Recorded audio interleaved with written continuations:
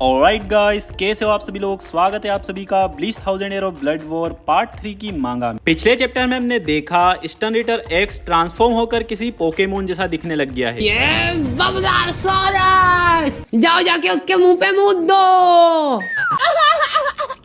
जिससे कि नानाओ अपनी नई स्वाट से फाइट करती है, लेकिन स्टन रीटर एक्स नानाओ के ऊपर भारी पड़ने लग जाता है। तभी हम देखते हैं एकदम से कैप्टन सुनसियो आ जाते हैं नानाओ की हेल्प करने। इस वाले चैप्टर के बिल्कुल ही स्टार्टिंग में हम देखते हैं एक 5% से यहाँ पर कैप्टन सुनसियो के बड़े भाई और नानाओ की मदर दिखाई जाती है। नानाओ के फादर के हाथ में नानाओ की मदर का एक हेयर पिन होता है ब्लू कलर का, जिसे देखकर नानाओ के फादर कहते हैं क्या तुम सिर्फ एक ही इस्तेमाल करने वाली हो, लेकिन क्यों। नानाओ की मदर कहती है एक तुम ले लो, इससे मुझे शक्ति मिलेगी कि कोई तो चीज है जो कि अपने बीच में शेयर हो रही है। जब तुम होलोस से लड़ने के लिए मुझसे दूर रहते हो उस टाइम पर मुझे शक्ति मिलेगी। ये सुन के नानाओ के फादर थोड़ा सा ब्लश करते हैं और हम कैप्टन सुनसियो को देखते हैं, जिनका की रिएक्शन आप खुद ही देख लो। नानाओ के फादर कैप्टन सुनसियो को अपने सिर से मारते हुए कहते हैं कि ऐसा लुक क्यों बना के रखा है, तुम घर जाके पढ़ाई वढ़ाई क्यों नहीं करते बेवकूफ। कैप्टन सुनसियो कहते हैं ब्रो तुम सच में बहुत ही विनम्र स्वभाव के होते जा रहे हो। कैप्टन सुनसियो के बड़े भाई कहते हैं कि मुझे तो ऐसा नहीं लगता, और अगर ऐसा है भी तो ये जरूर उसी की प्रोबेबली काइंडनेस होगी जिसने कि मुझे विनम्र बना दिया। इसी के साथ हम देखते हैं रेड कलर का हेयर पिन होता है नानाओ की मदर के पास और ब्लू कलर का हेयर पिन होता है नानाओ के फादर के पास। इसी के साथ सीन वापस प्रेजेंट में शिफ्ट हो जाता है, जहाँ पर नानाओ नीचे गिरते गिरते अपने मन में कहती है मुझे कोई अंदाजा नहीं था कि स्वार्ड पकड़कर लड़ना इतना ज्यादा डरावना हो सकता है। गाइज, अगर आप में से कोई सोच रहा है कि सुनसियो कहाँ पर गायब हो गए तो बस वो आने ही वाले हैं। इसी के साथ नानाओ अपने पैर को नोटिस करती है कि उसका पैर कट चुका है और वो अपने मन में कहती है ये शायद तभी हुआ जब वो लाइट डिफ्लेक्ट हुई थी। ये तो दर्द हो रहा है तो इसका मतलब इतना बुरी तरीके से हर्ट होता है जबकि तुम्हें कट लग जाता है। ये दर्द हो रहा है और मुझे बहुत ही डर भी लग रहा है, मेरा पैर ये हिल भी नहीं पा रहा है। इतने में हम देखते हैं पीछे से कैप्टन सुनसियो आ जाते हैं और नानाओ का हाथ पकड़ लेते हैं। इसी के साथ जो अटैक ये स्टन रीटर चार्ज कर रहा था उसके अंदर से बहुत सारी बुलेट्स निकलने लग जाती है इन दोनों के ऊपर। एक्स कैप्टन सुनसियो से कहता है अच्छा तो तुम बाहर निकल चुके हो, कितनी बुरी बात है अपनी लेफ्टिनेंट के पीछे से बैटल को ज्वाइन करना, ये तो तुम बहुत ही बेकार कैप्टन हो। अब मेरी ट्रम्पेट की आवाज सुनो और पूरी तरीके से गायब हो जाओ। गाइस, ट्रम्पेट का मतलब होता है पुंगी। कैप्टन सुनसियो कहते हैं नानाओ चलो आगे बढ़ो, सब कुछ ठीक ही होगा, मैं तुम्हारे पीछे हूँ, तुम्हें सपोर्ट कर रहा हूँ। नानाओ कहती है ठीक है। इसी के साथ वो अपने मन में कहती है कि ऐसा लग रहा है कि कैप्टन सुनसियो की काइंडनेस मेरे अंदर बह रही है, मैं यहाँ पर वापिस इसलिए आई ताकि मैं इनकी मदद कर सकूं, लेकिन आखिरी में मुझे खुद को ही सपोर्ट की जरूरत लग गई। मैं कभी भी खुद के लिए खड़ी नहीं हो सकती, इसलिए ये हमेशा ही मेरा सपोर्ट करते हैं। और इसी के साथ हम देखते हैं कैप्टन सुनसियो और नानाओ मिलकर यहाँ पर एक लाइट की बीम मतलब लॉन्च करते हैं, और भाई साहब लिटरली वो इतनी पावरफुल होती है, वो एक साइड से एक्स को काट ही देती है, पूरी तरीके से अलग कर देती है स्लाइस। ये देख के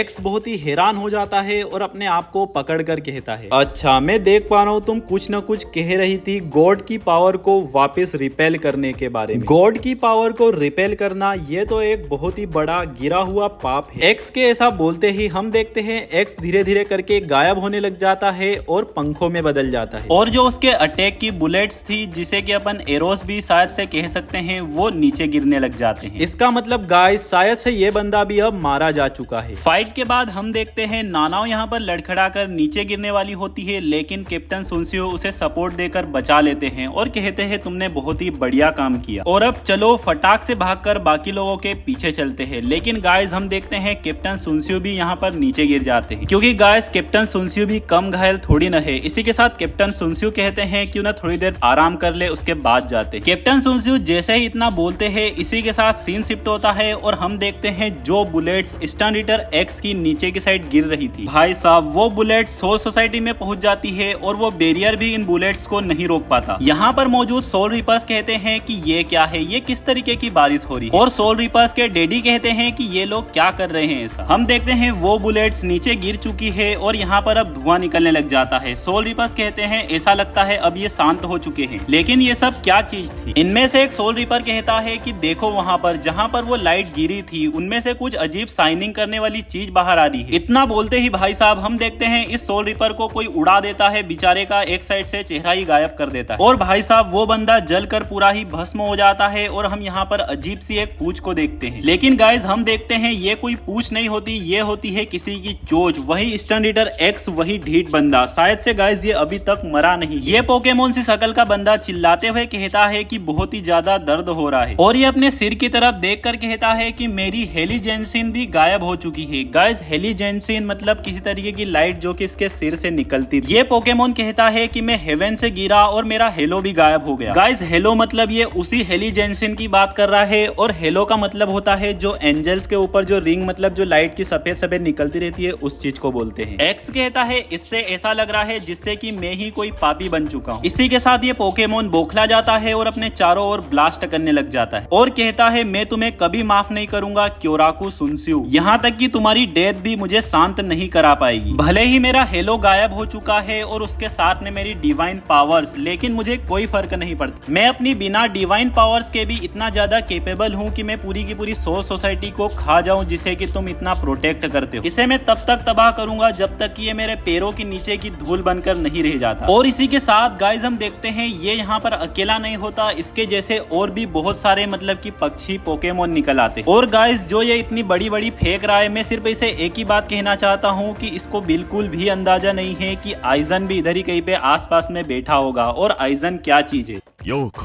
यहाँ पर मौजूद सोल रीपर्स घबरा कर कहते हैं कि आखिरकार ये क्या चीज है। और हम देखते हैं एक्स अपना एक और अटैक मुंह से चार्ज करता है, लेकिन उसके मुंह सहित अटैक को भी पूरी तरीके से कोई काट डालता है जिससे कि बहुत ही गंदा यहाँ पर ब्लास्ट हो जाता है। आसपास के पोकेमोन भी इधर उधर फेंकाने लग जाते हैं और कहते हैं कि तुमने उसे मार दिया, तुमने उसे मार दिया। और इसी के साथ यहाँ पर किसी बंदे की एंट्री होती है जो कि आते के साथ से उसकी आवाज सुनाई देती है। वो कहता है ये पक्षी मिलकर किस तरीके का शोर शराबा कर रहे हैं, कितनी भद्दी आवाज है। जो इनकी गूंज है वो मेरे होल के आर पार निकल जा रही है। और इसी के साथ भाई लोगों हम देखते हैं ये तो लेफ्टिनेंट कीरा है। मतलब गाइस जब मैंने एनीमे एक्सप्लेन किया था 1000 ईयर ब्लड वॉर का, तब मतलब लिटरली इस बंदे को स्टन रिटर्स ने बहुत ही ज्यादा हल्के तरीके से मार दिया था। मैंने ये चीज अपने मन में उस टाइम पे नोटिस की थी कि बहुत ही हल्के में बंदा मारा गया, क्योंकि गाइस ये बहुत ही एक अच्छा कैरेक्टर है। लेकिन अब ये मरा नहीं है, वापिस आ चुका है अपनी बॉडी में एक बड़ा सा छेद लेके। जैसे कि लिटरली गाइस ये बंदा सभी को तमाचा मारते हुए कह रहा है कि ऑर्गन्स की जरूरत ही किसे है जिंदा रहने के लिए। और अगर गाइस किसी को इसकी जानपाक्टो की एबिलिटी के बारे में नहीं पता तो मैं उन्हें बता दूं कि ये एबिलिटी मेरी बहुत ही फेवरेट एबिलिटी है। ये जितनी बार भी अपनी जानपाक्टो से एनिमी को टच करेगा, उसके स्वाड वगैरह को या फिर एनिमी को, तो उनका वेट जितनी बार भी अपनी जानपाक्टो से टच करेगा मल्टीप्लाई होके दुगना होता रहेगा। और इसी के साथ ये पोकेमोन कीरा से पूछते हैं कि तुम कौन हो। कीरा बताता है कि एक मरा हुआ आदमी। इतना कह के कीरा इन सभी पोकेमोन्स को काटने लग जाता है। कीरा अपने आप से कहता है कि अभी अभी तो मैं उठा हूँ और मेरा स्वागत इस तरीके से हो रहा है। इतनी सारी भसड़ के बीच सभी बहुत सारे पोकेमोन उठकर आने लगते हैं और कहते हैं कि हमें नहीं लगता हम जैसों के इतने सारे होने के वजह से तुम इन सबको बचा सकते हो। कीरा अपनी स्वाड को आगे करते हुए कहता है अच्छा देखते हैं फिर। इसी के साथ सीन शिफ्ट होता है और हम देखते हैं गेरार्ड को, जिसे कि रेंजी ने धड़े लगा दिया। रेंजी कहता है तुम तो बहुत ही घमंडी आदमी हो, तुम्हें क्या लगता है तुम कितने कैप्टन्स और लेफ्टिनेंट से लड़ रहे हो 13 कोड गार्ड स्क्वाड के, जैसे कि तुम्हारा कोई चांस हो इतने लोगों के खिलाफ। गेरार्ड कहता है कि तुम्हें लगता है कि मेरा कोई चांस ही नहीं। गेरार्ड हंसते हुए कहता है कि अगर मैं तुम सभी पे हावी हो जाता हूँ तो कितना अच्छा चमत्कार हो जाएगा। क्या तुम्हें पता है जो फिनोमिना होता है मिरेकल नाम का, वो क्यों होते हैं? अगर कोई मिरेकल नॉर्मल सिचुएशन में होते हैं तो उनके बारे में कोई ज्यादा नहीं सोचता। तुम बहुत ही लक्की हो या कोई अजीब चीज हुई है, ऐसा ही लोग कहते हैं और सोचते हैं। रेंजी कहता है आखिरकार तुम कहना क्या चाहते हो? गेरार्ड कहता है बधाई हो जो तुमने इतने गंभीर तरीके से मुझे जख्मी कर दिया है। बिल्कुल यही एक्सपेक्ट किया जा सकता है 13 कोड गार्ड स्क्वाड के कैप्टन क्लास के वॉरियर्स से। इतना कह के वो बहुत तेज हंसते हुए कहता है एक मिरेकल से भरा हुआ तभी लगता है जबकि अपन सब कुछ खो चुके होते हैं। जैसे ही गेरार्ड बहुत ही तेज आवाज में ये सब कह देता है, कैप्टन ब्याकुया उसके चेहरे पे बहुत ही भयंकर अटैक कर देते हैं। रेंजी कहता है कैप्टन ब्याकुया कहते हैं कि मैं इसे खत्म कर देता हूँ। कैप्टन ब्याकुया के अटैक से गेरार्ड का हेलमेट मोमो के पैरों में जाके गिरता है। मोमो घबराकर कहती है क्या इतना ज्यादा करना जरूरी था? कैप्टन शिंजी कहते हैं हाँ बेवकूफ, उसके पास जरूर कोई न कोई ट्रिक थी, एक ऐसी ट्रिक जिस हिसाब से वो बात कर रहा था उस हिसाब से तो वो पूरी की पूरी सिचुएशन को ही बदल सकता था अपनी पावर्स को देखने के बावजूद। अगर अपन इतना ज्यादा नहीं करेंगे तो कोई नहीं कह सकता कि अब आगे क्या हो सकता है ना कैप्टन ब्याकुया? कैप्टन ब्याकुया कुछ नहीं कहते और तो और वो गेरार्ड की बॉडी के ऊपर और बहुत ही गंदा अटैक कर देते हैं, जिसे देख के मोमो और ज्यादा डर जाती है। इसी के साथ कैप्टन ब्याकुया कहते हैं चलो आगे बढ़ते हैं। गाइस भले ही कैप्टन शिंजी ने ब्याकुया की बात का एक्सप्लेनेशन दिया हो, लेकिन अब कैप्टन शिंजी भी हैरान हो जाते हैं और कहते हैं कि ये बंदा कोई चांस नहीं छोड़ता, ये बंदा सचमुच में डरावना है। और गाइस जैसे ये मुड़ के आगे बढ़ने लगते हैं हम यहाँ पर एक बहुत ही बड़ा जूता देखते हैं। जैसे ही ये मुड़ के पीछे देखते हैं कोई इनको अपने पैरों से कुचलने वाला होता है, लेकिन ये सभी के सभी वहां से जंप कर जाते हैं। ये लोग कहते हैं कि ये क्या है, ये तो कोई पैर है। और भाई साहब तभी हम देखते हैं जो गेरार्ड होता है वो पूरी तरीके से वापस खड़ा हो जाता है और उसकी हाइट हेल्थ इतनी खतरनाक इतनी बड़ी हो जाती है, मतलब वो एक जाइंट में कन्वर्ट हो जाता है। तभी गेरार्ड कहता है मेरा स्विफ्ट नेम एम है, गेरार्ड द मिरेकल।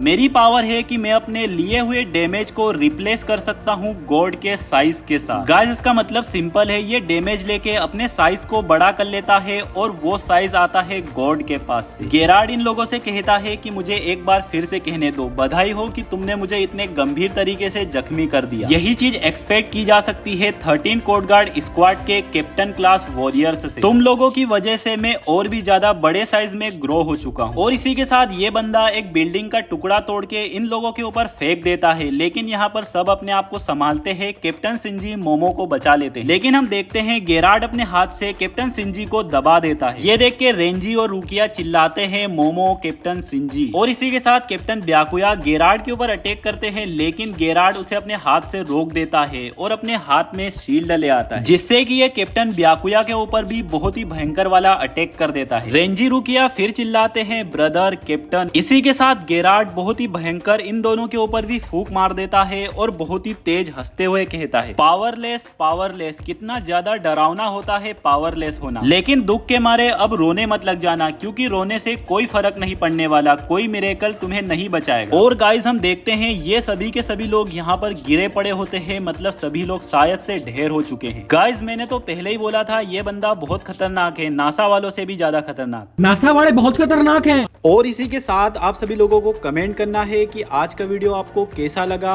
और गाइस कल मैंने कमेंट टारगेट दिया था 45 कमेंट्स, लेकिन सिर्फ 16 घंटे के अंदर उस वीडियो पे 61 कमेंट्स हो चुके हैं। इसीलिए मेरे सभी भाई लोगों को शुक्रिया, दिल से शुक्रिया। इस वाले वीडियो का कमेंट टारगेट है 50 कमेंट्स। गाइस इसको भी जरूर से पूरा कर देना, कुछ ना कुछ तो कमेंट डाल ही दिया करो। और इसी के साथ वीडियो को लाइक कर देना, चैनल को सब्सक्राइब कर देना, बेल आइकन को ऑल सिलेक्ट कर देना, क्योंकि ये है इस वाले चैप्टर का एंड। मिलते हैं बहुत ही जल्द धमाकेदार ब्रांड न्यू वीडियो चैप्टर के अंदर। तब तक के लिए मेरे सभी भाई लोगों को बाय बाय।